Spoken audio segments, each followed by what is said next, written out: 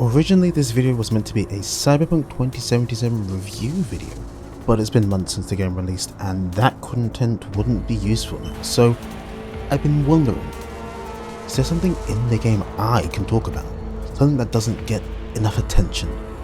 It's like there's no point in me talking about characters like Panam or Johnny, as many people have covered how well written they are. So I'm here to talk about one thing in Cyberpunk 2077 that hasn't got enough attention. And that is Cyberpunk 2077's music.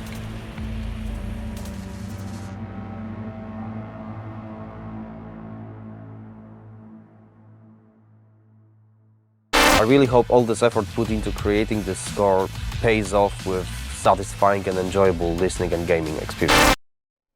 Cyberpunk 2077 is based off the tabletop RPG Cyberpunk 2020, and in that game there is a very close link between the game and its music. From prominent characters like Johnny being a class called Rocker Boy, to the book specifically requesting that during sessions the GM, or referee as they call it, blast whatever music that they feel is appropriate to giving the feeling of Night City. Mike Pondsmith's Cyberpunk and music have a very close connection, so when it comes to 2077, oh boy, do they knock it out the park. The first thing I want to explain, just to make the video easier to understand, there are two things I will talk about: the Cyberpunk 2077 soundtrack and the Cyberpunk 2077 score. The difference? The soundtrack is what you hear in the game. The music of the universe, from Us Cracks to Rubicones to Trash Generation to Tinnitus to Lizzie Wizzy. That is the soundtrack. The score is what we hear in the background. The music when you enter the net, when you have a Mexican standoff with the Maelstrom. I'd say filler music, but that would be disrespectful and rude. The score is anything but filler music, anything but elevator music.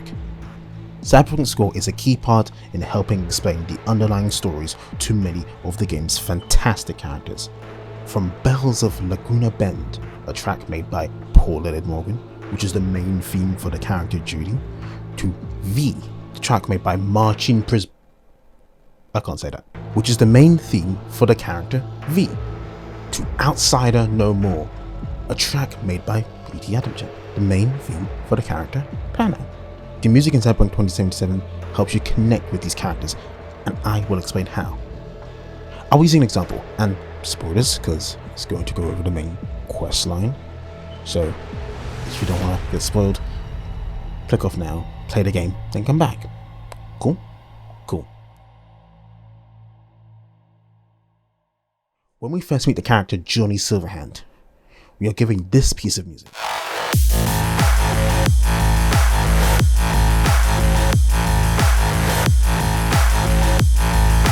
This sound is pure action, pure John Wick heart-pumping badassery. This is the sound of Johnny Silverhand, or the sound he wants you to hear. This is the music from his mind, how he sees himself raiding Arasaka, toppling the monument of corporate colonialism. This is his moment. He is in the spotlight. This track, The Rebel Path, reflects that. Just like the lyric in his own song Chippin' In, Johnny feels he is blazing our way down the rebel path. See, that's why the name of the song is called that. The next time you meet Johnny Silverhand is when you meet him for the first time as he truly is, not how he sees himself as to be. And the music playing behind that scene is this.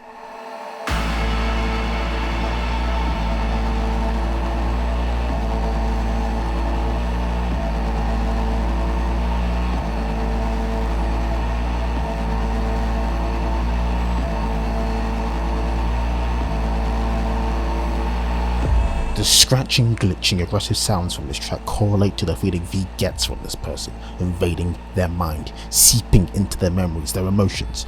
Johnny Silverhand put it better himself. Like mold on a rotten piece of fruit. This is the idea that V's finding Silverhand intrusive, aggressive and violent, and that comes off without the need of a single line of dialogue. Like, close your eyes and just listen. Feel. The music itself tells you that story.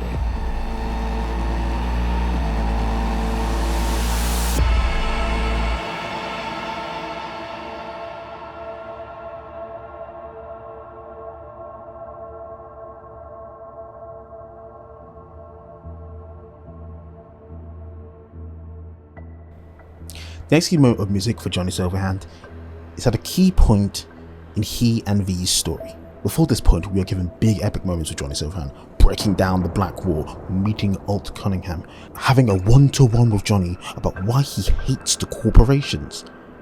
These moments helping us sympathize and frankly, grow to love Silverhand. But this moment, one of silence and reflection, is where the music in Cyberpunk 2077 shines. We had just found out where Johnny Silverhand's body had been laid to rest. He wasn't given a Viking funeral. There was no tower saying, "Here lies Johnny Silverhand, legend of Night City." There was nothing. He was buried in a scrapyard, with no one to mourn him, no one to talk to his remains, just for him to lay there and be forgotten. And the moment Johnny tells you this, the backing music changes, and this plays.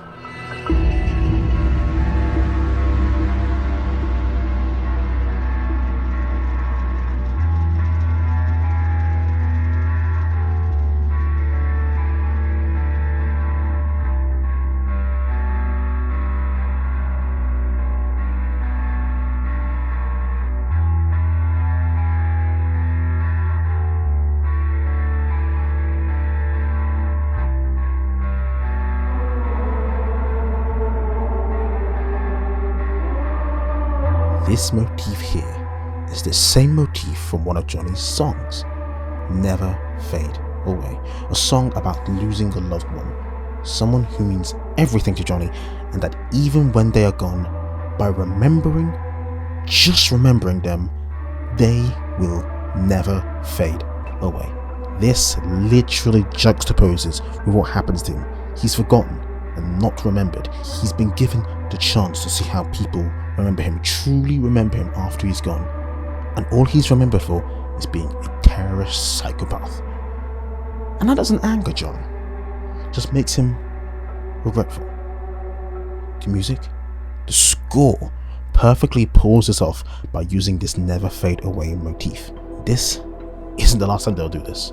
Later on in the game, if you choose the Arasaka corporate ending, if you blindly trust a corporation that not only Johnny fought against, but the people who killed your Jumba, best friend Jackie, if you agree to join the same program that trapped Johnny Silverhand, that got Jackie killed, that caused V all of this pain, there is one track that plays in its final moments.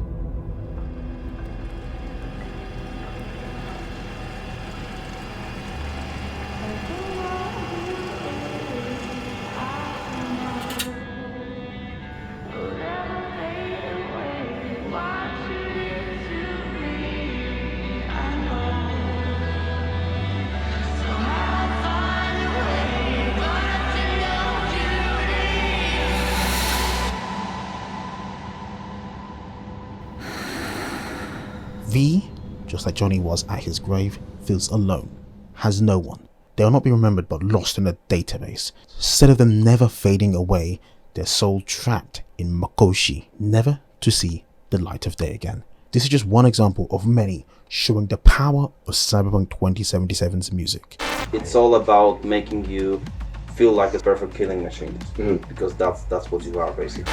If I were to name standout tracks on the Cyberpunk 2077 score from each of the three composers, Being Good to Know Ya by Martin Przbolowicz,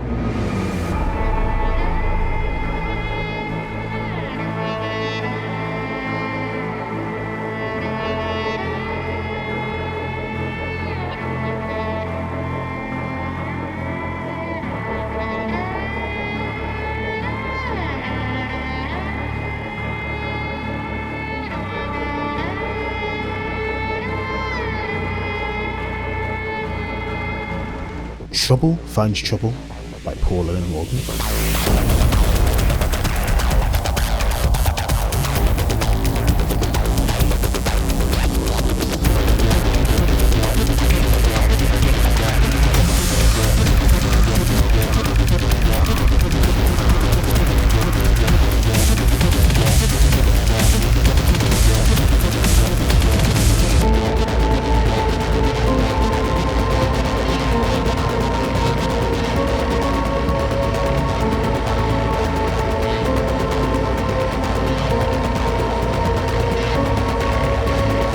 Juiced Up by PT.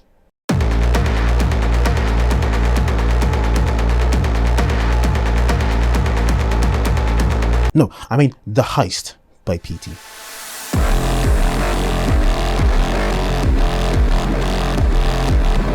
No, I mean Hell and Back by PT.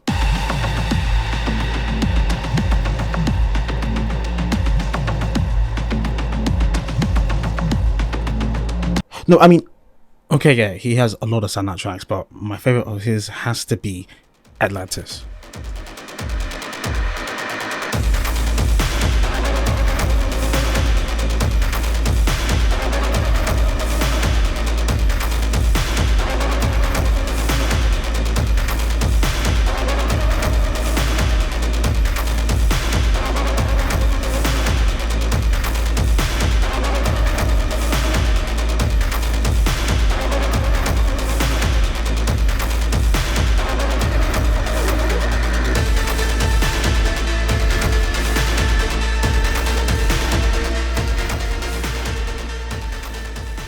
The soundtrack compared to the score is its own beast with heavy hitters, from Run the Jewels to Nina Kravitz to Blue Starly to Rat Boy, and my personal favourite, Refuse. The track is pure cyberpunk, and yes, I know there was a lack of synthwave, and to be frank, synthwave, in my opinion, is not very cyberpunk. So one of the main ideas was to take the cyberpunk genre out of the 80s and give it a 90s flair. The tracks have a mix of genres, from punk rock of samurai,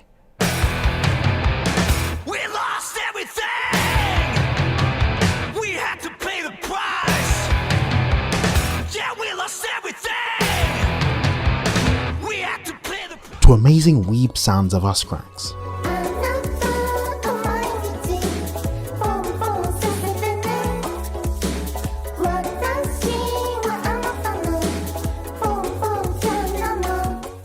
To more heavy sounds from Shattered Void.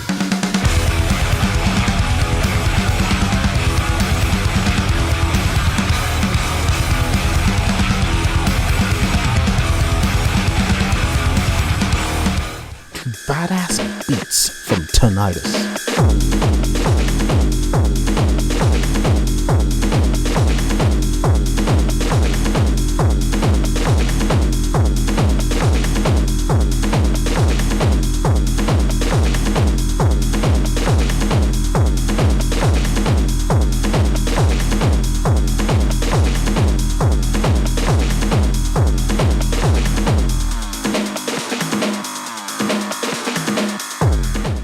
Even something like this.